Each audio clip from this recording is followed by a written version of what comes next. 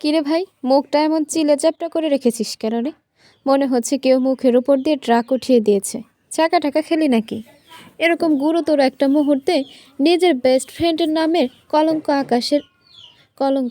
আকাশের কথা শুনে তার দিকে ভ্রুকুচকে তাকালো নিশান। চোখ দিয়ে যেন আগুনের ফুলকি ঝরছে। আকাশের নিশানের ছায়া বললেও বোধহয় ভুল হবে না। সেই স্কুল লাইফ থেকে তারা একসাথেই আছে, এমনকি ভাগ্যক্রমে একই ভার্সিটিতে লেখাপড়াও করছে। আকাশের থেকে নিশানকে কেউ ভালোভাবে বুঝতে পারে না, এমনকি তার মা খাদিজা তালুকদারও নয়। একটু বাদর হলেও নিশান আকাশকে বন্ধু হিসেবে অনেক ভালোবাসে। আকাশ অবশ্য কম নেই, নিশানের জন্য জীবন দিতে প্রস্তুত। এই তো নিশানের এক ডাকেই এই রাত 10টায় চায়ের দোকানে এসে হাজির হয়েছে সে।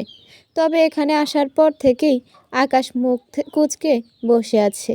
নিশান তাকে এখানে কেন এই রাতে ডাকলো এখনও কোনো কারণ খুঁজে পেল না সে। তাই বাধ্য হয়েই মুখ ফসকে কথাটা বলে দিল। আর নিশান অগ্নি চক্ষু নিক্ষেপ করল। আকাশ তার দিকে তাকিয়ে বিন্দুমাত্র ভয় পেল না, বরং ঠোঁটের কোণে চিরচেনা হাসিটা টেনে পড়ল। এই দৃষ্টি নিয়ে ভয় দেখানোর চেষ্টা করো না বন্ধু, আমি ভয় পাই না।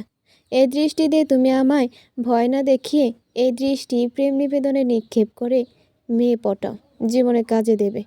নিশান ঠান্ডা গলায় বলল, আকাশ মুখ বন্ধ রাখ। আই সোয়ার এমন জায়গায় খুশি মারবো যে ডক্টরকেও দেখাতে পারবি না। তোর ফালতু কথা সহ্য করার মুডে আমি নেই। আকাশ কাঁধ ঝাঁকালো। তাই তো বুঝতেই পারছি। আচ্ছা তুই যা, চুপচাপ একটা সিগারেট ধরা অথচা তারপর বলিস কি হয়েছে। না হলে তোর এই গুপ্ত ঘাতকের চোখ দেখে মনে হচ্ছে আমি যে তোর বেস্ট ফ্রেন্ড সেটা ভুলে গেলে গুলি চালিয়ে দিবি। আমার আবার তোর বিয়ে দেখা পর্যন্ত বাঁচার খুব শখ। নিশান ঠোঁট গোল করে শ্বাস ফেলল। এই ছেলের সাথে কখনোই সিরিয়াস কথা বলা যায় না। আকাশ এবার কাচের কাপে ধোয়া ওঠা চায়ে চুমুক দিয়ে বেশ গুরুতর ভঙ্গিতে জিজ্ঞেস করে, দোস্ত সত্যি সত্যি চাকা খেয়েছিস নাকি? আকাশের কথায় নিশান ধীর গতিতে তার দিকে তাকালো। চোখ মুখে যেন এক বিশাল গভীরতা। দোকানের কাচের গ্লাসের চায়ের ধোঁয়া ধীরে ধীরে মিলিয়ে যাচ্ছে, আর তার মধ্যে নিশান এক দৃষ্টিতে চেয়ে রইল আকাশের দিকে। গম্ভীর স্বরে দাঁত খিচিয়ে নিশান বলে উঠল, আমি তোর মতো ফালতু নই যে চাকা খেয়ে বসে থাকবো, টাইম নেই। আকাশ তখনও কৌতূহলী ভঙ্গিতে তাকিয়ে আছে। দু হাতের চায়ের কাপ মুঠোবন্দি করে হাসল। তাহলে মুখটা এমন হয়ে আছে কেন? আন্টির হাতে ধরা পড়ে গেছিস নাকি? বাড়ির অবস্থার জন্য তো তুই কদিন ধরে টেনশনে আছিস, এবার কি অন্য কিছু? নিশান চুপ করে এক দৃষ্টিতে তাকিয়ে থাকলো। আকাশ এবার একটু নরম স্বরে বলল, বল না ভাই, কি হয়েছে? বাড়ির পরিস্থিতি কি আরও খারাপ? নিশান এবার মুখ শক্ত করে কাপে এক চুমুক দিল। তারপর গলায় গাম্ভীর্য এনে বলল, শৈলিক ওরা বিয়ে দিতে উঠে পড়ে লেগেছে আকাশ। আরে ভাই, পড়াশোনাটা শেষ হোক, কিন্তু না, এত কিসের তারা বুঝি না। এখন আমি যদি কিছু না করি, ওকে এখান থেকে বের না করি, তাহলে খুব শীঘ্রই একটা বড় কিছু ঘটে যাবে। বাবাও তো মায়ের জন্য মুখ বন্ধ রেখেছে। আকাশ এবার সত্যি সিরিয়াস হয়ে গেল। ভ্রুকুচকে বলল, মানে আবার কি হয়েছে? নিশান একবার চারপাশে তাকিয়ে নিয়ে নিচু স্বরে বলল, আমার আর মামনির অনুপস্থিতিতে সুযোগ পেয়ে আবারও পাত্রপক্ষ ডাকা হয়েছিল। আমি যদি সময় মতো বাড়ি না ফিরতাম, তাহলে আজই হয়তো। নিশানের অসম্পূর্ণ কথাটা আকাশ অন্যমনস্ক মনে বিড় করে দুঃখী মনে আওড়ালো। তাহলে আজই আমি আমার হবু মিষ্টি ভাবিটা হারাতাম। কথাটা শুনতে পেল না নিশান। শুনলে তো আকাশের পটল তোলা কেউ আটকাতে পারত না। আকাশ চায়ের পাত্র নামিয়ে রাখলো। এবার তার চোখে উত্তেজনার ঝলক। শুধু পাত্রপক্ষ এসেছিল দেখেই তুই এমন করে আছিস? এটা তো আগেও হয়েছে, তখন তো তোর এমন অবস্থা দেখিনি। এবার কি নতুন কিছু হয়েছে? নিশান চোখ নামিয়ে আনমনে চায়ের পাত্রে আঙুল ঘোরাতে লাগলো। তারপর গম্ভীর স্বরে বলল, আমি বুঝতে পারছি না আকাশ, শরীর কষ্ট দেখে কেন জানি না আমার আর সহ্য হচ্ছে না। আগেও সহ্য করতে পারতাম না, মায়ের জন্য চুপ থাকতাম, কিন্তু এবার মনে হচ্ছে কিছু একটা করা দরকার। শুধু শুধু ওকে এত অত্যাচার করার মানেটা কি? ভালো লাগছে না এত অশান্তি। আকাশ ঠোঁট চেপে হাসলো, মাথায় একটু কাত করলো, তারপর বলল, ও তাহলে এবার ব্যাপারটা এখানে গড়িয়েছে। নিশান এক ঝটকায় তাকালো আকাশের দিকে, চোখে মুখে বিরক্তি। মানে আকাশ ধীর সুস্থে বলল, মানে হলো তুই ওর কষ্ট সহ্য করতে পারিস না, কিন্তু এইবার ব্যাপারটা একটু বেশি তীব্র মনে হচ্ছে। কারণটা তো বুঝতেই পারছিস, তাই না? নিশার কিছু না বলে শুধু ওর দিকে তাকিয়ে রইল। তারপর এক দীর্ঘ নিঃশ্বাস ফেলে বলল, তুই যদি এত বেশি বোকা বোকা কথা বলতে চাস তাহলে চলে যেতে পারিস। আকাশ হেসে বলল, বোকা বোকা কথা বলছি নাকি আমি? বাস্তবটাই বলছি। সেটা ভেবে দেখ বন্ধু। নিশানোর কথায় পাত্তা না দিয়ে এক লম্বা শ্বাস ফেলে গম্ভীর কণ্ঠে বলল, শৈলীকে এবার সত্যি সত্যি বাড়ি থেকে বের করতে হবে আকাশ। না হলে ওর জীবনটা শেষ হয়ে যাবে। অন্য কোথাও ওর জন্য থাকার ব্যবস্থা করে দিতে হবে। আকাশ এবার হাসি বন্ধ করে দিল। কয়েক মুহূর্ত নিশানের দিকে তাকিয়ে থেকে বলল, তুই তাহলে সিরিয়াসলি ভাবছিস সেটা? নিশান ধীর গলায় বলল, ভাবতে বাধ্য হচ্ছি। আকাশ আতকে উঠল। টেবিলের উপর কোনোই ঠেকিয়ে অস্থিরতার স্বরে বলল, ভাই কি বলছিস এসব? বের করতে হবে মানে? না না, এটা সম্ভব না। এটা বলিস না। আমি এটা হতেই দেব না। ও মাই গড, এটা হতে দেওয়া যাবেই না। ও চলে গেলে তোর কি হবে? তৎক্ষণাৎ নিশানের অগ্নিঝরা চোখের দৃষ্টি পড়ল আকাশের উপর। আবারও মুখ ফসকে আনএক্সপেক্টেড কথা বলে দেওয়া বেচারা আকাশ মুখ ঝুলিয়ে মেকি হাসল। নিশানের চোখে এখনো ঝিলিক দিয়ে উঠল প্রচণ্ড ক্ষোভের আগুন। তার গাঢ় শীতল দৃষ্টি মুহূর্তের মধ্যে তীক্ষ্ণ হয়ে উঠল, যেন এক গহীন সমুদ্রের মধ্যে লুকিয়ে থাকা ভয়ঙ্কর ঝড়। আকাশের দিকে তাকিয়ে তার চল শক্ত হয়ে এলো, মুখের রেখাগুলো কঠোর হয়ে গেল। নিশান ধীর কিন্তু ধীর স্বরে বলল, হোয়াট ডু ইউ মিন আকাশ? আবার বলতো। আকাশ যদি পাগল হতো বা হিরো আলম হতো তাহলে বোধহয় সত্যি আরেকবার কথাটা বলতো, কিন্তু এখন তার আর কোনো সাহস নেই। নিশানের শক্ত হাতের মার সে যতবার খেয়েছে ততবারই তীব্র ব্যথা নিয়ে দুদিন বিছানায় পড়ে থাকতে হয়েছে।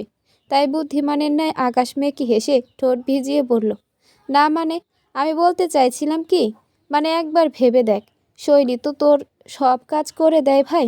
মানে তুই নিজেও তো জানিস, সকালে তোকে চা দেওয়া, কফি দেওয়া, তোর ঘর গুছিয়ে দেওয়া, তোর সো কল্ড ফাইল ঠিকঠাক রাখা,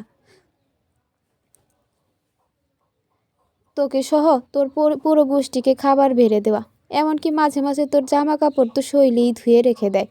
কত কাজ করে মেয়েটা, কত গুণী আহা। ও যদি না থাকে তোর এসব কাজ কে করবে বল? বাড়িতে সার্ভেন্ট আছে। দাঁত চেপে চোখ রাঙিয়ে গম্ভীর কণ্ঠ নিয়ে কথাটা বলল নিশান, যেন আকাশকে নীরব হুমকি দিয়ে দিল। আকাশ আবারও নিজের চলন্ত ঠোঁটের গতি নিয়ন্ত্রণে রাখতে অক্ষম হলো। মুখ ফসকে বাঁকা হেসে বলে উঠল, বউয়ের কাজ কি সার্ভেন্ট সার্ভেন্ট দিয়ে হয়? বলে চোখ বুজে দাঁত দিয়ে জিভ কাটলো আকাশ। শেষ, সব শেষ। তার আর রক্ষে নেই। কেন যে নিজের কথার বাহার সে ধরে রাখতে পারে না কে জানে। অবশ্য তার কি দোষ? সে তো অনেক খোলা মনের মানুষ, মনে যা আসে সব বলে দেয়। সে কি এই নিশানের মতো বোরিং আলুর ভর্তা নাকি? হ্যাঁ। চোখ গরম করে তাকিয়ে থাকা নিশান এবার দু হাত মুঠো করে কটমট করে তীক্ষ্ণ দৃষ্টি ফেলল আকাশের উপর। আকাশ আবারও নিজের বুদ্ধি খাটিয়ে বম ফেটে যাওয়ার আগেই সাফাই গাইতে হাত নাড়িয়ে বলে উঠল, না মানে, আমি বলতে চাইছিলাম বোন।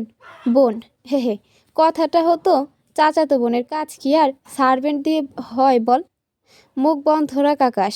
নিশানের কণ্ঠে প্রচণ্ড সংযত রাগ লুকিয়ে, কিন্তু আকাশ ওর প্রতি শব্দের মধ্যে একটা গর্জনের স্পন্দন শুনতে পেল। আকাশ গলা খাকারি দিয়ে একটু পেছনে সরে বসলো। তারপর নিচু গলায় বলল, তুই এতটা রেগে যাচ্ছিস কেন নিশান? আমি তো তোর জন্য, শুধু তোর জন্য চিন্তা করেই বললাম। আমি তো তোর ভালো চাই। নিশান এবার আকাশের দিকে এক ঝটকায় তাকালো। গভীর কালো চোখ দুটোই তীব্র এক ঝলক খেলে গেল। তুই যদি শৈলীর ব্যাপারে সিরিয়াসলি কিছু না বুঝে থাকিস তাহলে এই প্রসঙ্গে আমাকে আর একটা কথা বলবি না। নিশান ধীর গতিতে চায়ের কাপটা হাতে নিল, কিন্তু আঙুলগুলো এতটাই শক্ত হয়েছিল যে কাপের কাঁচ প্রায় ভেঙে যাবে মনে হচ্ছিল। এক মুহূর্ত পরে সে চাপা স্বরে বলে উঠল, আমি ঠিক করেই ফেলেছি আকাশ, শৈলী ওই বাড়িতে আর থাকবে না। এবার আমি যা বলবো তাই হবে। আর ওই মেয়ে যদি বেশি বেশি কথা বলে তবে।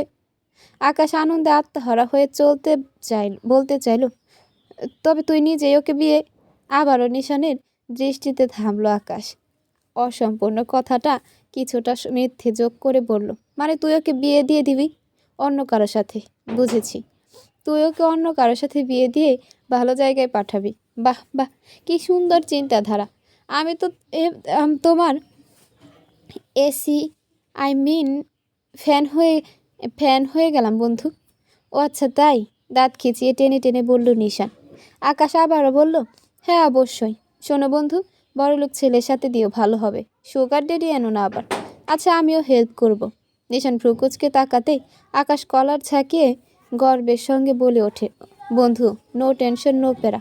আমি আকাশ ঘটকালিতে সবার সেরা। এমন পাত্র খুঁজে আনবো যে তুই হিংসায় আর শৈলীকে বিয়েই দিবি না।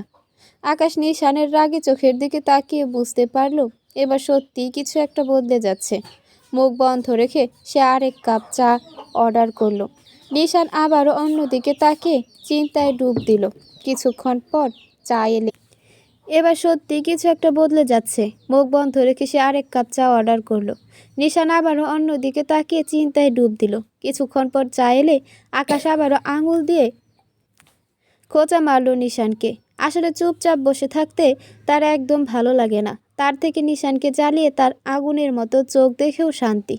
আকাশের খোঁচাখুচিতে নিশান বিরক্তির দৃষ্টি ফেলে ব্রুচিয়ে বলল, কি? আকাশে এবার পায়ের উপর পা উঠিয়ে বেশ গুরুতর ভঙ্গিতে জিজ্ঞেস করে বলল, একটা কথা শোন ভাই, কেবল শৈলীর ভবিষ্যৎ নিয়ে চিন্তিত থাকলে তো হবে না। ওসব বাদ দে, তোর কথা বল। নিজের অনুভূতির বিষয়ে কিছু বুঝতে পেরেছিস নাকি এখনও পারিসনি? নিশান আকাশের দিকে ফ্যাল ফ্যাল করে তাকালো, যেন ওর পুরো কথা পুরোপুরি বোকামি ছাড়া আর কিছুই নয়। তারপর দীর্ঘশ্বাস ফেলে ধমকানো স্বরে কাচের গ্লাসের গায়ে আঙুল বোলাতে লাগলো। বা বুঝতে পেরেছি। বা অসহ্যকর কিসের অনুভূতি রে? হুদায় এগুলো রংচং লাগাবি না আকাশ। শৈলী আমার চাচাতো বোন, কিসের অনুভূতি থাকবে? আমার অনুভূতি নিয়ে এত মাথা ঘামাচ্ছিস কেন? আকাশ ঠোঁট চেপে হাসলো, চোখ টিপে বলল, হুদায় রংচং লাগাচ্ছি তো তোর মুখের এই গম্ভীর ভাবটা কিসের ভাই? শৈলীর জন্য এত অস্থির হয়ে আছিস কেন? চাচাতো বোন তো অনেকেরই থাকে, সবাইকে এভাবে চিন্তায় পড়ে যায়। নিশান এবার সত্যিই বিরক্ত হলো। গ্লাসটা টেবিলে রেখে ভ্রু কুচকে বলল, আকাশ তুই কী বোঝাতে চাস? আমি তোকে বলছি যা করছি সেটা কেবল শরীর ভবিষ্যতের জন্য, নট ফর দিস। আকাশ ঠান্ডা মাথায় বলল, ভবিষ্যতের জন্যই তো। তাহলে শৈলী যদি সত্যি অন্য কোথাও ভালো থাকে, অন্য কারো সঙ্গে সুখে থাকে, তোর কিচ্ছু হবে না তাই তো? নিশান মুহূর্তের মধ্যে চুপ করে গেল, ঠোঁট শক্ত করে চেপে ধরল, চোখ সরিয়ে নিল। আকাশ ওর এই নীরবতায় খুঁজছিল। একদম শান্ত গলায় বলল, দেখ আমি তোর বন্ধু, শত্রু নই নিশান। তোকে বুঝতে পারি বলেই বলছি, যদি কিছু অনুভব করিস সেটা অস্বীকার করিস না, কারণ যা সত্যি তা অস্বীকার করে কেউ কখনো পালাতে পারে না। তুই কিন্তু সত্যি অনেক desperate. I can feel you here.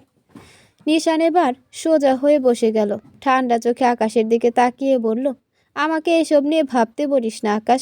বাড়িটার অবস্থা দেখেছিস? আনন্দে ভরে থাকা বাড়িটা এখন প্রতিদিন অশান্তিতে থাকে। আমার জাস্ট বিরক্তি লাগে। অতিরিক্ত ঝামেলা আর করিস না, যা করার আমি করব। শৈলী ভালো থাকলেই আমার টেনশন শেষ, ব্যাস। আকাশ মাথা নিচু করে হাসলো, ঠিক আছে, দেখি কতদিন এভাবে বাঁচিস। নিশান এবার খানিক থেমে ঠান্ডা গলায় বলল, আমার অনুভূতি কি সেটা আমি বুঝে নেব, তোকে বুঝতে হবে না। আকাশ হেসে মাথা নাড়ালো, ঠিক আছে ঠিক আছে, তুই বুঝ আমি দেখি। কিন্তু ভাই একটা কথা বলে রাখি, এমন কিছু করার চেষ্টা করিস না যেটা যেটা পরে পরে নিজেকেই পোড়াবে। নিশান কিছু না বলে চায় চুমুক দিল, কিন্তু চোখের কোণে এক ঝলক উদ্বেগ ঠিকই দেখা গেল। আকাশ সেটা ঠিকই ধরে ফেলল। দুষ্টুমি করে আবারও গম্ভীর কণ্ঠে বলল, শৈলী নিজে যদি অনাকাঙ্ক্ষিত কিছু চায়, অপ্রত্যাশিত কিছু আবদার করে, তখন? নিশান এবার এক ঝটকায় আকাশের দিকে তাকালো, ভ্রু কুচকে বলল, আবার ফালতু কথা বলছিস? আকাশ ঠোঁটের কোণে এক চিলতে হাসি রেখে বলল, ফালতু কথা বলছি নাকি সত্যিটা তোর সামনে তুলে ধরছি, সেটা পরে বুঝবি। আপাতত যা করার কর। তবে একটা কথা মনে রাখিস, তোর যা অবস্থা তাতে এর মানে কেবল সহানুভূতি নয়, আরও কিছু থাকে সেখানে। নিশান আর কিছু না বলে উঠে দাঁড়ালো। সত্যিই খুব বিরক্ত লাগছে তার। সত্যিই খুব বিরক্ত লাগছে তার। পকেট থেকে কিছু টাকা বের করে টেবিলে রাখলো সে, তারপর দ্রুত পায়ে দোকান থেকে বেরিয়ে গেল। আকাশ বসে বসে মাথা নাড়ল, নিজের মনে মনে বলল, কঠিন প্রেমে পড়লি রে ভাই, কঠিন প্রেম। এবার আকাশ চায়ের কাপ নিতে গিয়ে পেছন থেকে একটাই কথা জোরে জোরে নিশানকে শুনিয়ে বলল, বন্ধু আমার, শেষ কথাটা শুনে যা ভাই। যা থেকে পালাচ্ছিস সেটা একদিন তোর সবচেয়ে বড় বাস্তবতা হয়ে সামনে দাঁড়াবে। গরিবের কথা বাসি হলেও ফলে। দেখে নিস নাম পাল্টে দেখে নিস, এটা না হলে আমি আকাশ নিজের নাম পাল্টে পাতাল রেখে দেব। তালুকদার নীর। সূর্যটা ধীরে ধীরে পূর্ব দিগন্তে উঁকি দিচ্ছে। চারপাশে হালকা কুয়াশা ছড়িয়ে আছে। তার মাঝে তালুকদার নীরের বিশাল জীবনটা স্নিগ্ধ আলোয় ঢেকে গেছে। বাড়ির পুরনো লোহার গেটটা আজও একটু খোলা রাখা হয়েছে, যেন প্রতিদিনকার মতো সকালবেলা তাজা বাতাস ঢুকতে পারে। ভেতর থেকে ভেসে আসছে শিউলি আর বেলি ফুলের মিশ্র সুবাস। আকাশ তখনও ফিকে নীল, তবে সকালের মিষ্টি আলো ধীরে ধীরে সবুজ পাতাগুলো ঝিলিক ফেলছে। গাছের পাতায় জমে থাকা শিশির বিন্দুগুলো টুপটাপ করে মাটিতে পড়ছে। মাঝে মাঝে কোনো কোনো পাখি ডেকে উঠছে। তালুকদার বাড়ির পুরনো মেহগনি গাছের নিচে রাখা কাঠের ব্রেঞ্চিটা শিশিরে ভিজে গেছে, যেন রাতের গভীরতা এখনো ধরে রেখেছে নিজের মাঝে। তালুকদার নীরের প্রধান ভবনটি রাজকীয় স্থাপত্য শৈলীর এক নিদর্শন। লাল ইটের প্রাচীর, যারা সাদা রঙের কারুকাজ করা বারান্দা আর বিশাল কাঠের দরজা, সব মিলিয়ে এক জমিদারি গম্ভীরতা এখনও টিকে আছে এই বাড়ির প্রতিটি কোণে। বাড়ির দোতলায় বেশ কয়েকটি বড় জানালা আছে, সেগুলোতে পুরনো ধাঁচের খিল দেওয়া। সকালে জানালাগুলো খুলে দিলে হালকা বাতাস ঘরের পর্দাগুলোকে দোলায়। তবে আজকে সকালটা অন্য দিনের মতো নয়। বাড়ির পরিবেশ যেন এক ধরনের চাপা উত্তেজনা, এক অদ্ভুত নিস্তব্ধতা। সব কিছুই যেন স্থির হয়ে আছে, অপেক্ষা করছে একটা বড় কিছু ঘটার। ঘরের সামনের বারান্দায় একটা কাক বসে আছে, মাঝে মাঝে ঠোঁট দিয়ে লোহার রেলিংয়ে ঠোকর দিচ্ছে। ঘরের দরজা ভেতর থেকে বন্ধ, জানালার পর্দাগুলো টানা, যেন ভেতরের কেউ আলো চাইছে না। বাড়ির ভেতর নারীদের গুঞ্জন শোনা যাচ্ছে। রান্নাঘর থেকে মশলার গন্ধ আসছে। পুরোনো আমেলের বাড়িটা দোতলা সিঁড়ির পাশে টিক টিক শব্দ করে সময় গুনছে। কিন্তু সব কিছুর মাঝেই যেন একটা চাপা শঙ্কা কাজ করছে। হয়তো আজ কিছু একটা বদলে যাবে, হয়তো কেউ চলে যাবে, কিংবা কেউ নিজের অনুভূতি থেকে আর পালিয়ে থাকতে পারবে না।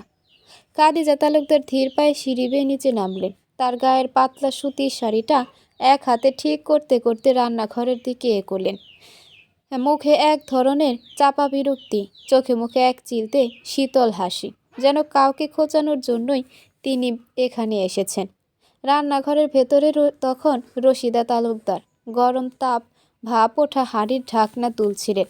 মশলার গন্ধে রান্নাঘরটা ভরে গেছে, তবে তার কপালে হালকা ভাঁজি স্পষ্ট।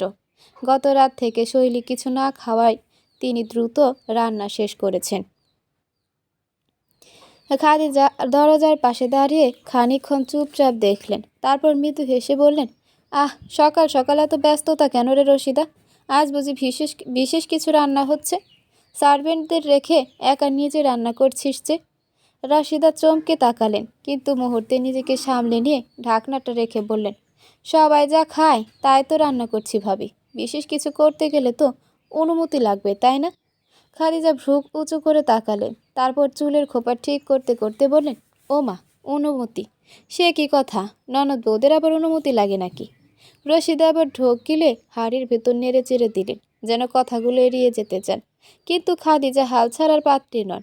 রান্নাঘরের চৌকাঠে হেলান দিয়ে বললেন, এভাবে একা একা রান্না না করে নিজের মেয়েগুলোকেও তো একটু শিখাতে পারিস। বলা তো যায় না, না হলে আবার তোর মেয়েরাও তোর মতোই এভাবে বাপের বাড়িতে পড়ে থাকবে।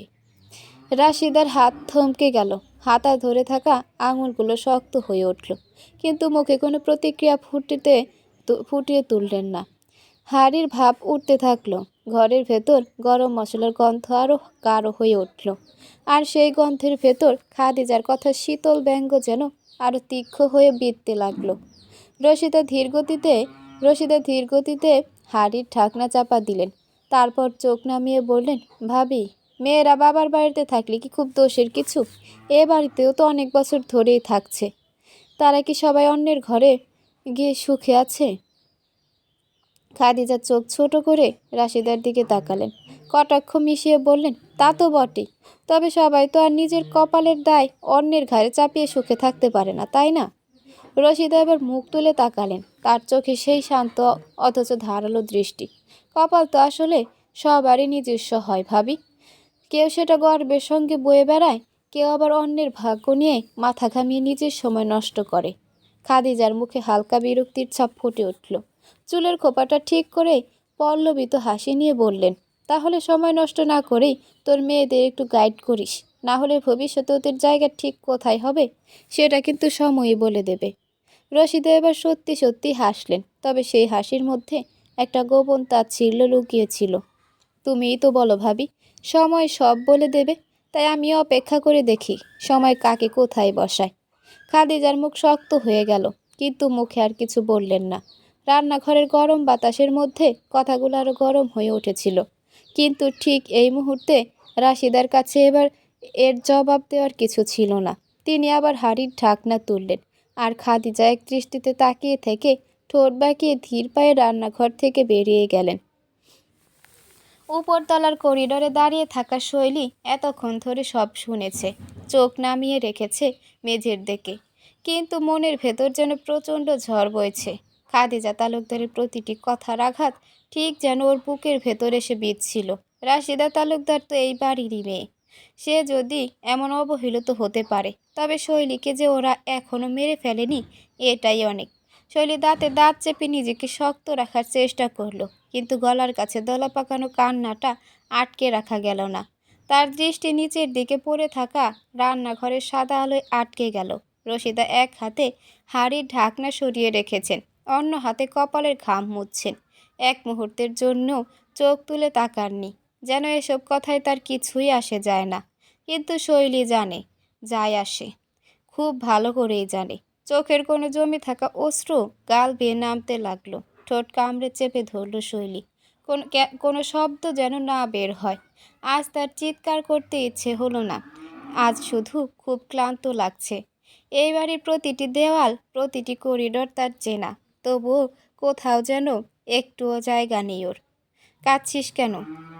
পেছন থেকে আসা খুব পরিচিত সে কাঙ্ক্ষিত কণ্ঠস্বর শৈলীকে থমকে দিল। তৎক্ষণাৎ হাত মুঠো হলো তার। এই কণ্ঠ যে তার খুব পছন্দের। চোখ খিচে খিচে চোখে থাকা অবশিষ্ট পানিটুকু ফেলে হাত দিয়ে মুছে ফেলল শৈলী। ধীর গতিতে ফিরে তাকালো নিশানের দিকে। নিশান কেবলই মুখ হাত ধুয়ে ঘর থেকে বেরিয়েছিল, কিন্তু সিঁড়ির কাছে এসে শৈলীকে রেলিংয়ে হাত রেখে নিচের দিকে তাকিয়ে খানিক কাঁপতে দেখে সে বুঝল হয়তো শৈলী কাঁদছে। তাই সময় নষ্ট না করে এগিয়ে সেই প্রশ্নটা ছুড়ে দিল তার দিকে। শৈলী প্রতিবারের মতো এবারও নিজের দৃষ্টি সচল রাখতে পারল না। বেহায়ের মতো চলন্ত চোখের মণি উপর নিশানকেই দেখেই ঢোক গিলল। মাথা নিচু করে হাত কচলাতে শুরু করলো সত্যপর্ণে। নিশানের সুঠাম দেহে এঁটে থাকা কালো শার্ট তাকে বরাবরই মুগ্ধতায় ফেলে দিয়েছে, কিন্তু এই সকাল সকাল সে ফর্মাল ড্রেসে কেন? নিশান এক কদম এগিয়ে এসে আবারও শুধালো, বললি না তো কাঁদছিলি কেন? শৈলী নাক টেনে বলল, কাঁদছিলাম না নিশান ভাই, আমাকে বলদ মনে হয়? শৈলী দুদিকে মাথা নাড়ালো, বিড়বিড় করে বলল, আপনার মতো সিংহকে থোড়াই না বলদ মনে হবে? নিশান দু হাত বুকে গুজে আবারও বলল, তোর মতো গাধা মনে হয়? শৈলী একইভাবে দুদিকে মাথা নাড়ালো, হ্যাঁ। নিশান ঠোঁট বেঁকিয়ে ছোট্ট একটা হাসি দিল, তারপর শৈলীর মুখের দিকে তাকিয়ে আরও এক ধাপ এগিয়ে গেল। তবে বল, কেন কাঁদছিলি? নিশান এবার একটু বেশি সিরিয়াস হয়ে প্রশ্ন করলো। তার গম্ভীর মুখে কোনো তিরস্কারের আভাস ছিল না, তবে গভীর দৃষ্টি ছিল যেন সত্যিই কিছু জানতে চায়। শৈলী এক পা পিছিয়ে গিয়ে রেলিংয়ের দিকে ফিরে দাঁড়িয়ে বলল, কিছু না নিশান ভাই, এমনিতেই। এমনিতেই? উপর নিচ মাথা নেড়ে চোখ নামিয়ে রাখে শৈলী। নিশান এবার এক হাত পকেটে রেখে আরেক হাতের বড় আঙুল, বুড়ো আঙুল নিঃসংকোচে আলতো করে রাখে শৈলীর ভেজা গালে। তার স্পর্শ এতটা কোমল, যেন কোনো সদ্য শিশুকে স্পর্শ করেছে। নিশান ভ্রু নিচ থেকে নিজ শব্দে স্লাইড করে কানের কাছে নিয়ে যায় নিজের আঙুল, মুছে যায় ভেজা গালে থাকা চোখের অবশিষ্ট ফোঁটা ফোঁটা পানিটুকু। খানিক যে কেঁপে উঠল শৈলী, অনুভব করল নিশানের হাতের আঙুলের স্পর্শ যেন তার হৃদয়ের গভীরে একটু মৃদু জোয়ারের মতো আছড়ে পড়েছে। শরীর কিছুটা অবশ হয়ে আসলো, আর হৃদয়ের ধ্বনিও নিস্তব্ধ হয়ে গেল। নিশান দ্রুত হাত সরিয়ে নিল, কিন্তু চোখের মধ্যে অজানা এক অস্থিরতা। শৈলী শুধু চোখ নামিয়ে রাখল এবং নিশানের প্রস্থানের অপেক্ষা করল, যেন এক মুহূর্তের জন্য পৃথিবীটাই থেমে গেছে। নিশান শৈলীর মুখের দিকে তাকিয়ে কিছুক্ষণ চুপচাপ দাঁড়িয়ে রইল। তার চোখে কোনো প্রশ্ন ছিল না, তবে গলায় কিছুটা অস্থিরতা ফুটে ওঠে, যেন সে নিজেই জানে না কেন এই চুপচাপ পরিবেশ তাকে আরও কিছু করতে হবে। শৈলী অবশেষে মাথা তুলে নিশানের দিকে তাকায়, কিন্তু চোখে চোখ রাখা কঠিন হয়ে পড়ে তার জন্য। তার দিকে এক পলকও তাকাতে সে এখনো সাহস পাচ্ছে না।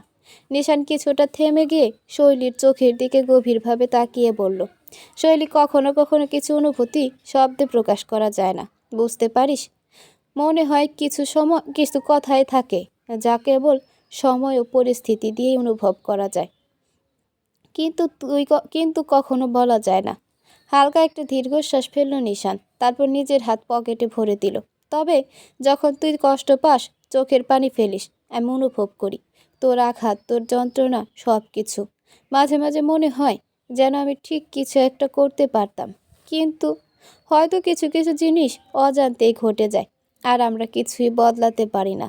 নিশান কিছু সময় চুপ থেকে শৈলীর কাছ থেকে চোখ সরিয়ে দূরের দিকে তাকালো। এটা শুধু আমার বক্তব্য, আমি জানি একটু জটিল কিছু ঘটছে, কিন্তু অনেক সময় নিজের মধ্যেই হারিয়ে যেতে হয়। শৈলী মাথা উঠিয়ে ভ্রু কুঁচকে তাকালো। এই মানুষটার এমন কথার মানে সে কখনোই ঠিকঠাক ধরতে পারে না। এত জটিল কথা কি কোনো মানুষও বলতে পারে? কিন্তু শৈলী এও জানে, সে এখন মানুষটার কাছে কথাগুলোর মানে জানতে চাইলে হেসে উড়িয়ে দেবে নিষ্ঠুর এই পুরুষ। নিশান আরও এক পদক্ষেপ পিছিয়ে গেল, যেন তার নিজের অনুভূতিগুলো আরও একবার নিজের মধ্যে আটকানোর চেষ্টা করছে। সে গভীরভাবে শৈলীর দিকে তাকিয়ে আবারও বলল, তুই কেন এভাবে জেনে শুনে বিষ পান করতে চাস বলতো?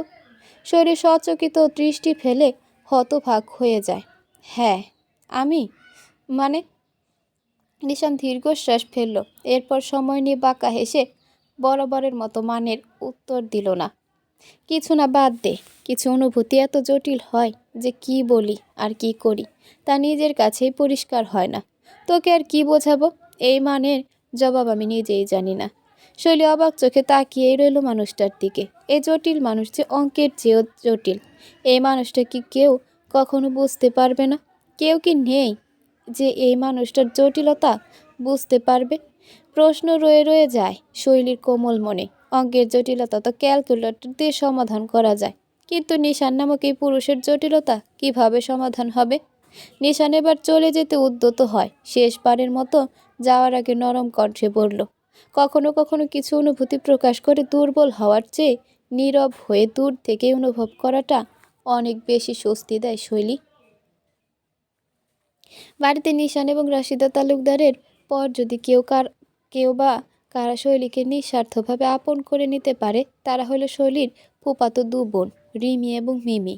তারা দুজনে শৈলীকে খুব ভালোবাসে। শীতের বিকেলের মিষ্টি আলোয় তিন বোন গোল হয়ে বসেছে তালুকদার নীরের পেছনের বাগানে।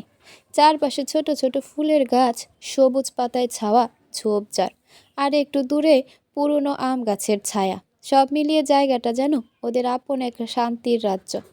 প্রতি শুক্রবার বিকেলে এভাবে একসঙ্গে সময় কাটানো ওদের নিয়ম হয়ে গেছে। রিমি এবং মিমি দুজনেই শৈলীর থেকে 2 বছরের ছোট। তারা এসএসসি দিয়ে কলেজে অ্যাডমিট হয়েছে। প্রতি শুক্রবারের মতো আজও তারা মেতে উঠেছে নানা গল্প নিয়ে। মিমি হাত নেড়ে বলল, শৈলী আপু, তুমি জানো আমাদের কলেজে এক স্যার আছেন, তিনি এত কড়া যে পুরো ব্যাচ তাকে হিটলার স্যার বলে ডাকে। রিমি সঙ্গে সঙ্গে হেসে উঠে যোগ করলো, আরে শুধু হিটলার না, খাটাস একটা। আর উনি তো আমাদের দিকেই তাকান না, যেন আমরা অক্সিজেন নষ্ট করছি। শৈলী মুচকি হেসে মাথা নাড়ালো, তোমরা এতদিন কোনোদিন সিরিয়াস থাকবে? কলেজে ভর্তি হয়েছো মানে, অথচ গল্পের শেষ নেই। মিমি চোখ ছোট করে বলল, আরে আপু, কলেজ লাইফ মানেই তো মজা, আর তুমিও তো আমাদের সঙ্গে বসে গল্প করছো, তার মানে আমরাও তোমাকে টানতে পারছি, তাই না? শৈলী হাসল। ওদের এই ছোট্ট ছোট্ট আনন্দগুলো ওর কাছে খুব মূল্যবান। সারাদিনের দম বন্ধ করা পরিবেশের মাঝে এই দুই বোনই যেন তার অক্সিজেন। রাশিদা তালুকদারের পরই তো শৈলীকে নিঃস্বার্থভাবে ভালোবাসে, আপন করে নিতে পারে এই দুই বোন, রিমি আর মিমি। মিমি হঠাৎ করেই একটু কৌতূহলী হয়ে বলল, শৈলী আপু, নিশান ভাই কোথায়? সেই যে সকালে বেরোতে দেখলাম, এখনো কোনো দর্শন পেলাম না যে। শৈলী অন্যমনস্ক হলো। সে কেন এই বাড়ির কেউই জানে না যে এই শুক্রবারেও নিশান কেন বাড়ি থেকে উধাও হয়ে আছে। সেদিন রাশিদা তালুকদারের কঠোর নির্দেশে নিশান আর শৈলীকে বাড়ি থেকে বের করা নিয়ে প্রশ্ন তোলেনি, তবে তার তীক্ষ্ণ নজরে বন্দি আছে শৈলী। ভয়টা এখানেই। শৈলী এক মুহূর্ত চুপ করে থেকে মাটির দিকে তাকালো। নিশান কোথায় আছে সেটাই তো কেউ জানে না। সকাল থেকে সে নেই। দুপুর গড়িয়ে বিকেল নেমে এলো, তবুও কোনো খোঁজ নেই। এমনটা সচরাচর হয় না।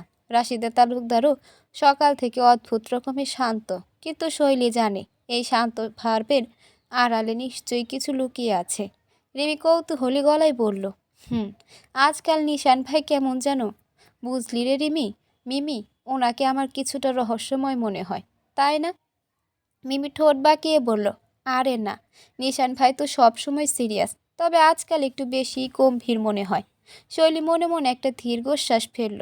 হ্যাঁ, নিশান আসলেই বদলাচ্ছে, কিন্তু কেন? এই বদলানোর পেছনে কোনো কারণ কি আছে, নাকি সে কিছু এমন জানে যা অন্য কেউ জানে না? তার নিজের ভেতরেও একটা আশঙ্কা দানা বাঁধছে। নিশানের এই অনুপস্থিতি কি কোনোভাবে কোনো নতুন ঝড়ের ইঙ্গিত? সন্ধ্যা নেমে এসেছে তালুকদার নীড়ে। বাড়ির চারপাশে ছড়িয়ে থাকা বিশাল গাছগুলো অন্ধকারে আরো রহস্যময় হয়ে উঠেছে। পাতার ফাঁক গলে আসার হলুদ অভাব স্ট্রিট লাইটের আলোয় ওঠানামা আবছা ঝলমল করছে। দূরে কোথাও নামাজের আজান ভেসে আসছে, সাথে হালকা শীতল বাতাস বইছে। জানালার পর্দা আলতো দুলে উঠেছে বাতাসের স্পর্শে। শৈলী নিজের ঘরের নরম বিছানায় শুয়ে উপন্যাসের পাতায় চোখ বুলিয়ে যাচ্ছে। হাতের মধ্যে ধরা বইটার গল্প একরকম হলেও তার ভাবনার যেন অন্য কোনো এক জগতে আটকে আছে। একবার সে বইয়ের লাইন পড়েছে, এরপর মুহূর্তেই নিজের চিন্তায় হারিয়ে যাচ্ছে। আজ সারাদিনের ঘটনাগুলো যেন ওর মাথার মধ্যে ঘুরপাক খাচ্ছে। নিশান সকাল থেকে কোথায় সেটা নিয়ে তার মনে এক চাপার উদ্বেগ রয়ে গেছে। যদিও সে নিজেকে বুঝতে দেওয়ার চেষ্টা করছে, বড় ছেলে নিশ্চয়ই কোনো জরুরি কাজে বেরিয়েছে। এমনিতেও তো সেই মানুষ নিজের কোনো কিছুর কৈফিয়ত কাউকে দিতে পছন্দ করেন না। তবুও মন থেকে চিন্তাটা সরাতে পারছে না শৈলী। হঠাৎ করে ঘরের বাইরে পায়ের শব্দ কানে এলো। কেউটা কি নিশান? শৈলী অজান্তেই বুকের মাঝে চাপা উত্তেজনা টের পেল। সে বইটা বন্ধ করে পাশে রেখে উঠে বসলো। কান পেতে শুনতে লাগলো, দরজার বাইরে কে আছে? শৈলী দরজার দিকে তাকিয়েই আছে, কিন্তু ভেতরে আসা ব্যক্তির পরিচয় বুঝতে পেরে দ্রুত উঠে বসে সম্মান জানালো। নিশানের বাবা নাসিরুল তালুকদার, তালুকদার নীরের কর্তা, শৈলীর বড় আব্বু। গাম্ভীর্য আর দৃঢ়তার এক অপরিহার্য প্রতিমূর্তি। তার চলাফেরা সবসময় স্থির ও নিয়ন্ত্রিত, চোখে এক ধরনের গভীরতা, যেন কোনো কিছুই তার দৃষ্টি এড়ায় না। আজও তার পরনে ধূপদরস্ত সাদা পাঞ্জাবি পায়জামা, কাঁধে এক পাশে রাখা বাদামি রঙের শাল। তিনি ঘরে ঢুকে শৈলীর দিকে কিছুক্ষণ স্থির দৃষ্টিতে তাকিয়ে থাকলেন। সেই দৃষ্টিতে কোনো কঠোরতা নেই, বরং অদ্ভুত এক মিশ্র অনুভূতি। একাধারে স্নেহ অভিমান, আবার কোথাও যেন শাসনের ছায়া। শৈলী অভ্যস্ত ছিল তার এই চাহনি দেখে নীরব হয়ে যাওয়ায়।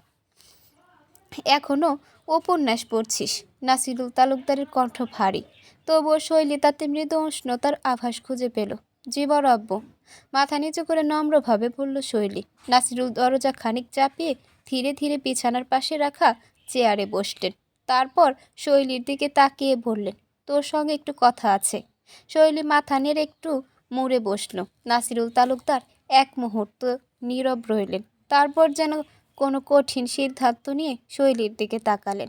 তারপর গম্ভীর চোখের দৃষ্টিতে অদ্ভুত এক স্নেহ, অনুশোচনা আর একরাশ অব্যক্ত কথা তিনি ধীরে ধীরে হাত বাড়িয়ে শৈলীর মাথায় রাখলেন। তারপর খুব নিচু গলায় বললেন, হাসরের ময়দানে আমায় ক্ষমা করিস।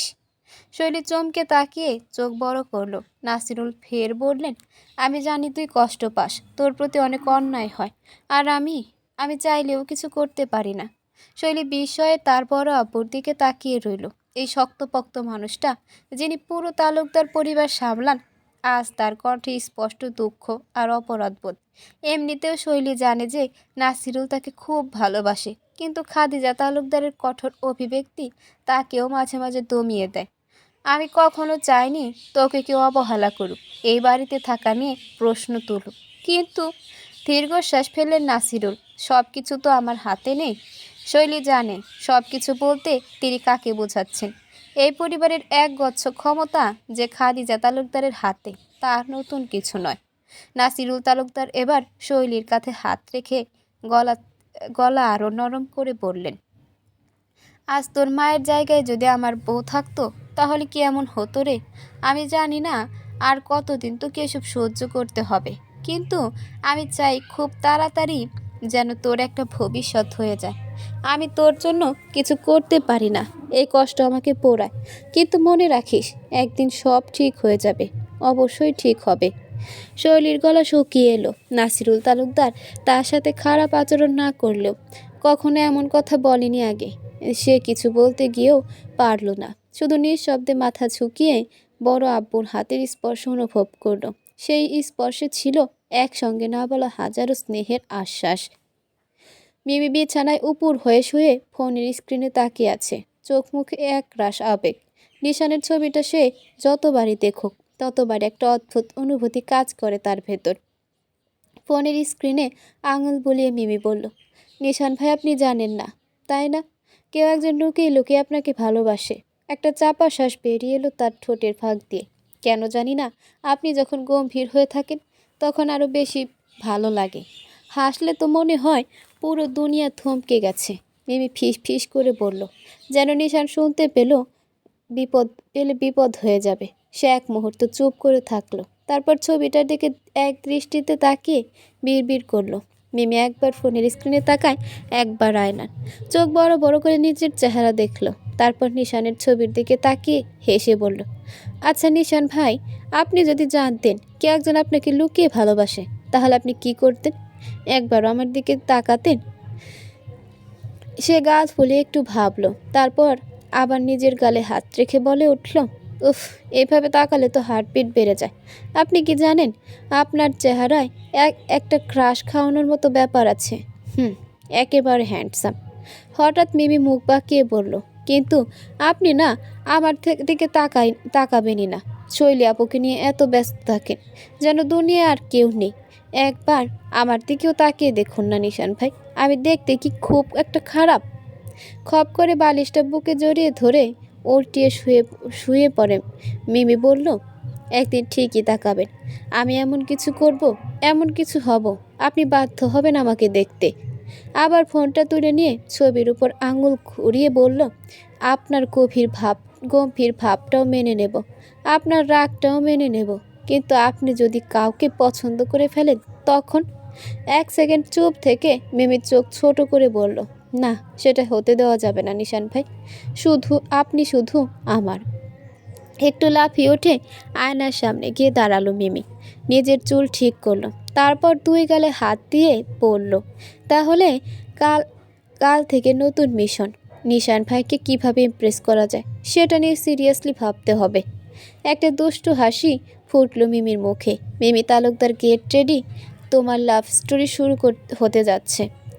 মিমি যে গত 3 বছর ধরে নিশানকে ভালোবাসে এটা সে ছাড়া আর কেউ জানে না। মূলত নিশান হলো মিমির কিশোর বয়সের আবেগ। মিমির মধ্যে যে অস্থিরতা এবং আবেগের ঝড় চলছে তা খুবই স্পষ্ট। নিশানকে সে যে 3 বছর ধরে ভালোবাসে নিশান, কিন্তু নিশান তাকে শুধুই ছোট বোনের মতো দেখে। এটা মিমির জন্য সত্যিই জটিল। তার আবেগের এই দ্বন্দ্ব গল্পে একটি বড় মোড় আনতে পারে। নাসিরুল তালুকদার ঘর থেকে বেরিয়ে যেতেই শৈলী ধীর পায়ে বিছানা ছেড়ে নামলো। তার মানে কেমন একটা অদ্ভুত অনুভূতি হচ্ছে। বড় আব্বুর চোখে সেই স্নেহমাখা দৃষ্টি, খাদিজা তালুকদারের ব্যবহারের জন্য তার ক্ষমা চাওয়া, এসব যেন কিছুটা অবিশ্বাস্য লাগছে। কপালের ভাঁজ খুলতে না খুলতেই সে দীর্ঘশ্বাস ফেলল। তারপর আলতো পায়ে ওয়াশরুমের দিকে এগিয়ে গেল। ওয়াশরুমের দরজা বন্ধ করে আয়নার সামনে দাঁড়িয়ে নিজের প্রতিচ্ছবির দিকে তাকালো। চোখ মুখে এখনো দিনের ক্লান্তির ছাপ। ট্যাপ খুলে 2 হাতে পানি নিয়ে মুখে ছিটিয়ে দিল। ঠান্ডা পানি গাল বেয়ে নামতে থাকলো। শৈলী এক মুহূর্ত চোখ বন্ধ করে রইল। নিজেকে একটু শক্ত করতে হবে। গভীর নিঃশ্বাস ফেলে মুখের পানি মুছে আয়নার দিকে তাকালো। আয়নার মধ্যে সে যেন আরেকটা শৈলীকে দেখল। একটা ক্লান্ত, একা, কিন্তু ভেতরে ভেতরে ভয়ঙ্করভাবে শক্ত হতে থাকা শৈলী। সব ঠিক হয়ে যাবে, নিজেকে নিজেই আশ্বস্ত করল সে, যদিও কথাটার ভরসা তার নিজের কাছেই কম লাগছে। সদর দরজার কলিং বেলের শব্দে পুরো বাড়ি খানিক নীরব হয়ে গেল। মিমি তখনও ফোনের স্ক্রিনে নিশানের ছবির দিকে মুগ্ধ চোখে তাকিয়েছিল, কিন্তু হঠাৎ বেলের শব্দে চঞ্চল হয়ে উঠল। কে এলো এই রাতে, নিজেকে প্রশ্ন করল সে। কিন্তু হঠাৎ নিশানের আসার কথা মনে পড়তেই অপেক্ষা না করে বিছানা থেকে লাফ দিয়ে উঠল মিমি। নিজ শব্দে দরজার কাছে যাওয়ার বদলে একেবারে ছোটোখাটো দৌড় শুরু করলো সে। সিঁড়ির কয়েক ধাপ একসাথে পেরিয়ে দ্রুত নিচে নামতে থাকলো। তার ভিতরে অদ্ভুত এক উত্তেজনা কাজ করছে। নিশান হবে নাকি? নিচে নেমে প্রায় নিঃশ্বাস আটকে দরজার হাতল ধরে দ্রুত টেনে খুলে ফেলল মিমি।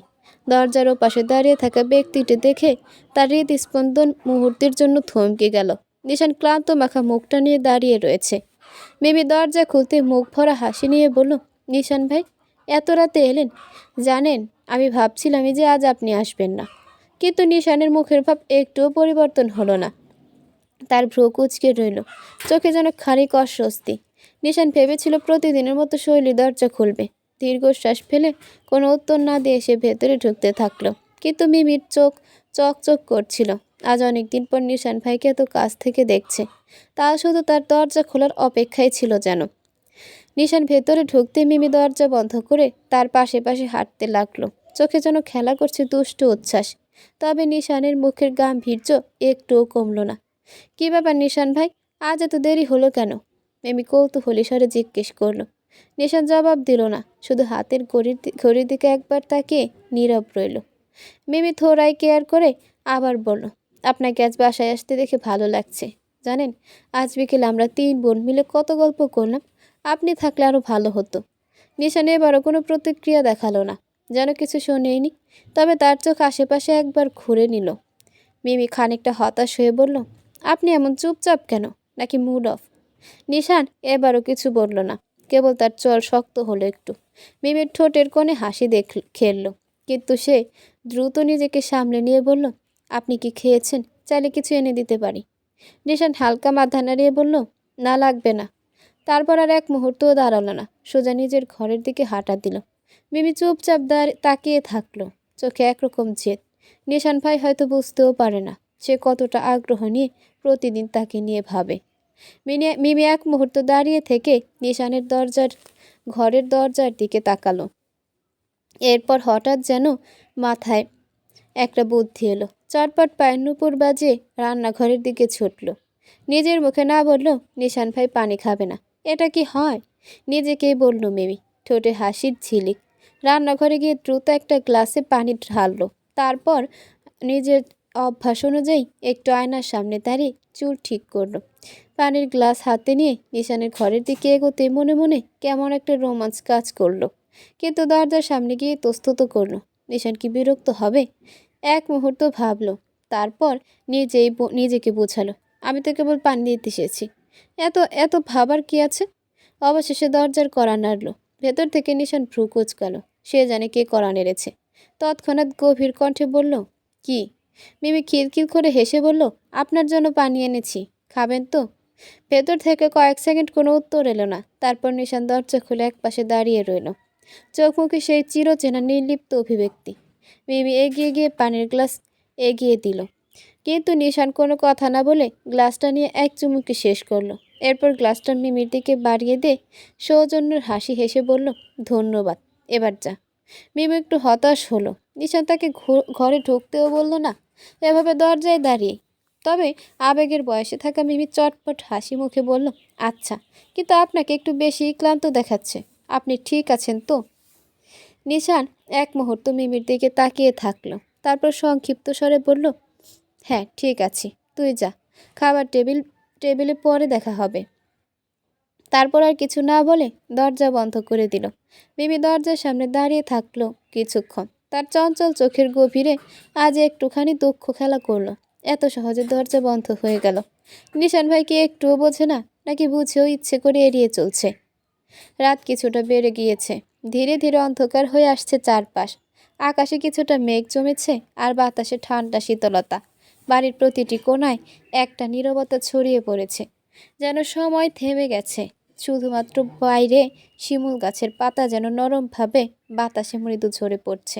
রাতের আধারে জানালার কাছে উজ্জ্বল আলো এসে পড়ছে, কিন্তু ভেতরে ছিল একটা চাপা নিঃশব্দতা। শৈলীর চোখের কোণে কিছুটা অশ্রু জমিয়ে ধীর পায়ে বাবার রুমের দিকে এগোচ্ছে। তার তার মন ছিল ভারাক্রান্ত, চোখে অদৃশ্য এক কষ্টের ছায়া। বাবার প্যারালাইজড অবস্থা তাকে প্রতিদিনই কষ্ট দেয়, কিন্তু তারপরও সে বাবার কাছে যায়। যতটুকু সময় পায় তাকে সঙ্গে রাখে। রুমে ঢুকতে শৈলী শরীফুল তালুকদারের বিছানার পাশে দাঁড়িয়ে তার মুখের দিকে এক পলক তাকালো। চোখ বুজে আছেন শরীফুল, কিন্তু গায়ের পাতলা চাদরটি তার শরীরের উপর অতি যত্ন সহকারে রাখা। শৈলী খুব আস্তে ধীরে এক হাত দিয়ে বাবার হাতে হাত রাখলো, যেন তার কোনো কষ্ট না হয়। বাবার পেশি শিথিল, এক সময়ের শক্তিশালী মানুষ এখন শয্যাশায়ী। শৈলী একটু নেমে গিয়ে বাবার কপালে একটা চুমু দিল, তারপর আর হাতটি আরো শক্ত করে ধরে রাখলো। চোখে জমানো অশ্রু একে একে একে গাল বেয়ে পড়ছিল, কিন্তু সে কোনো শব্দ করলো না, কিছুই বলল না। শুধু বাবার পাশে দাঁড়িয়ে তার সঙ্গী হতে চাইল, যেন কিছুটা শান্তি পায়। অনেকটা সময় পেরিয়ে যাওয়ার পর শৈলী মাথা ঠেকিয়ে দিল শরীফুলের হাতের উপর। ক্লান্ত কণ্ঠে ধীর গলায় বলল, তুমি সুস্থ থাকলে কি হতো বাবা? তোমার কণ্ঠটা শুনতে পেলে কি আমি সব কষ্ট ভুলে যেতাম না? একটু মাথায় হাত বুলিয়ে দিলে কি খুব ক্ষতি হয়? আমার যে ভালো লাগে না। বিশ্বাস করো, আমি এখানে না থাকলে আমি কবেই চলে যেতাম। যেদিকে দু চোখ যায় সেদিকেই যেতাম, কোনো পিছু টান নেই। কেউ কেউ নেই আমার। বাঁচতে ইচ্ছে করে না বাবা। শৈলী ধীরে ধীরে কথাগুলো বলছে, যেন দীর্ঘদিনের জমে থাকা ব্যথাগুলো একে একে বেরিয়ে আসছে। তার কণ্ঠে অনেকটা ভাঙন, এক ধরনের নিঃসঙ্গতা আর একাকিত্বের প্রতিধ্বনি। শরীফুল চুপচাপ শুয়ে, কোনো কথা, চোখে কোনো আলো নেই, শুধু শৈলীর অসহায়তার মাঝে হারিয়ে যাওয়ার মতো এক মৃদু সান্ত্বনা দেওয়ার চেষ্টা। শৈলী আবার মাথা তুলে বাবার অসাড় হাতটি একটু শক্ত করে ধরে রাখে। সেও জানে তার বাবার কাছে কোনো উত্তর নেই। শরীফুল এখন নিজের শরীরের মধ্যে আটকে গেছে, কিছুই করতে পারে না, কিন্তু তার পাশেই শৈলী যেন তার জন্য বেঁচে থাকার শেষ লড়াই করছে। শৈলী চোখের অশ্রু মুছল, আবার বাবার কাছে নতমস্তক হয়ে বসলো। ভেবেছিল হয়তো একদিন এই কষ্টগুলো কেটে যাবে, কিন্তু যখন সেটা মনে আসে না, তখন এসব অশ্রু আর কথা যেন সঙ্গী হয়ে থাকে। তুমি যদি ভালো থাকতে বাবা, তখন আমি জানতাম সব কিছু ঠিক হয়ে যাবে।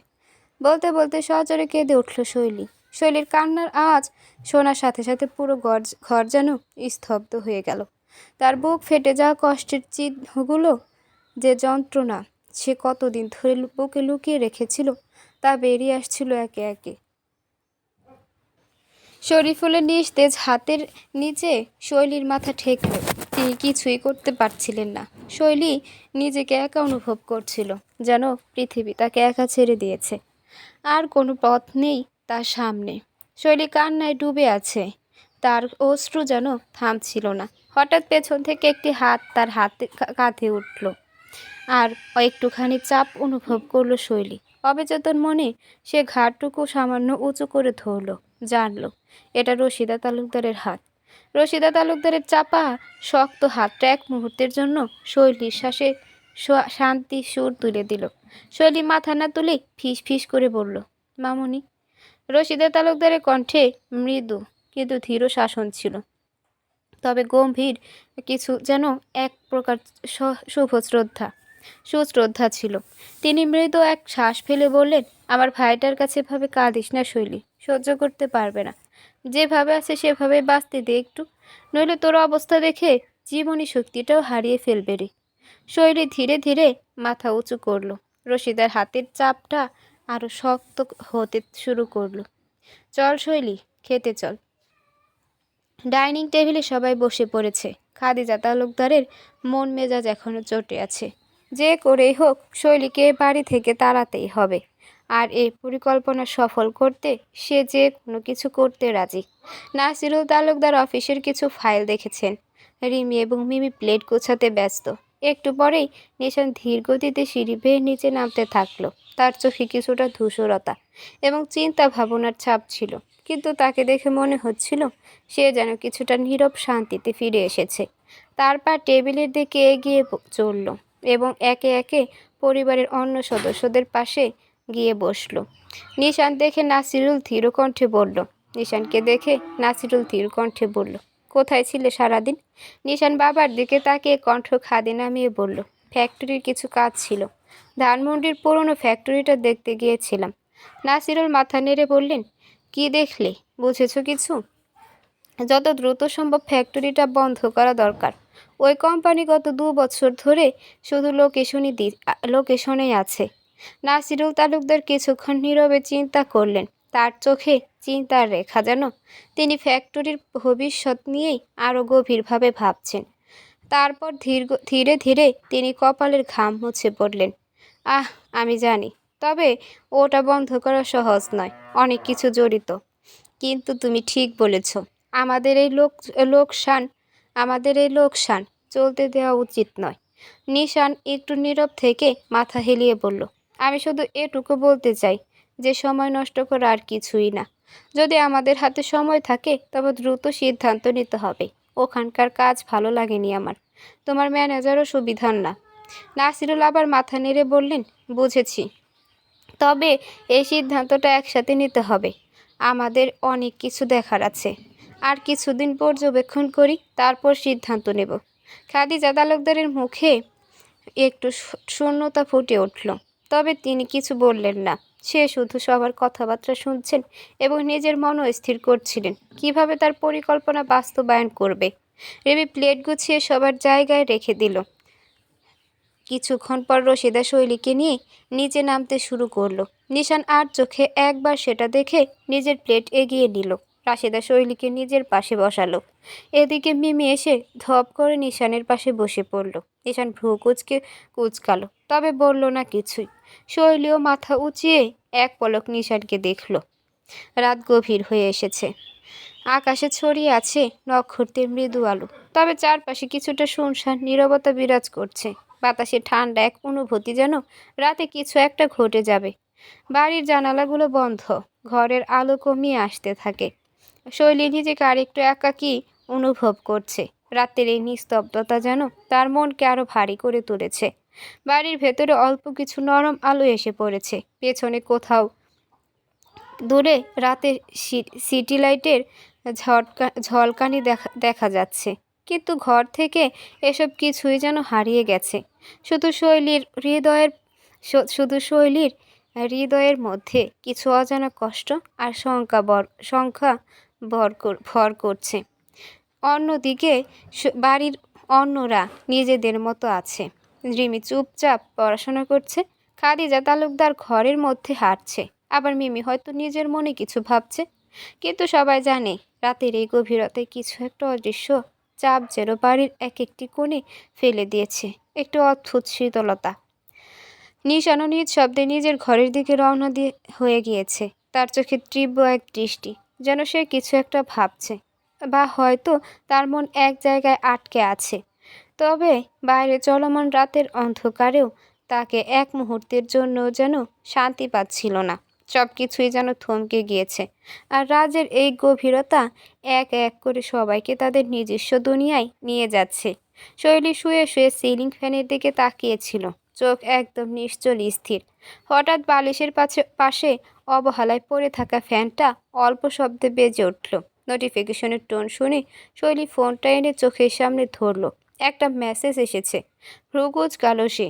মেসেজের জায়গায় চাপ দিতেই আননোন নাম্বার থেকে আসা এক মেসেজ ভেসে আসলো। স্ক্রিনে জ্বলে ওঠে একটা লাইন। উল্টো পাল্টা চিন্তা মাথা থেকে ঝেড়ে ফেলে একটু ঘুমালে ভালো হয়।